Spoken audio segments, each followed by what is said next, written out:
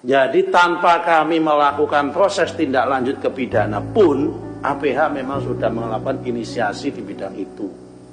Mulai dari proses pemalsuan dokumen di bawah yang melibatkan Pemda, mulai dari pemalsuan dokumen PBB, dokumen giriknya dan sebagainya, sudah diproses semua oleh APH.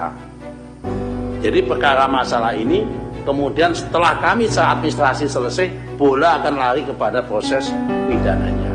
Kalau didorong ke sana, apakah ATR BPN akan mengeluarkan inisiasi itu? Tanpa kita ada inisiasi, sudah ada proses.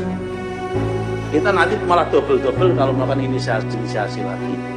Kebetulan kita membawa laporannya juga yang sudah dibuat oleh teman-teman koalisi, yaitu dugaan korupsi ya, yang terjadi di proyeknya ya, saya katakan di proyek strategis nasional PIK 2. Jadi kita ingin KPK lebih konsentrasi ya, menelisik, melakukan investigasi terhadap proyek strategis nasional, karena kita melihat di dalamnya bahwa kuat dugaan telah terjadi tindak pidana korupsi di dalam penetapannya sebagai proyek strategis nasional.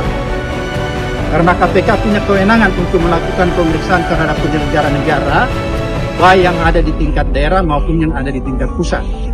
Karena kita bisa duga bahwa penetapan PIK menjadi PSN itu tidak terlepas dari praktek kong kali kong, praktek suap menyuap, ya, dan lebih jauh kita bisa melihat bahwa di situ ada kerugian negara sebenarnya, pasal 2 kerugian negara.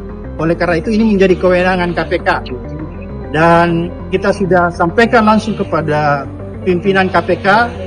Data-data yang kita punya cukup banyak, kita sudah kolek dalam satu sistem sehingga begitu dibutuhkan kita bisa langsung mendistribusikan kepada KPK untuk membantu KPK melakukan penyelidikan lebih cepat.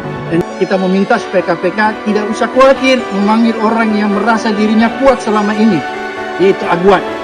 Ya, karena nama ini seolah-olah diciptakan mitos bahwa dia tidak tersentuh oleh hukum. Ya.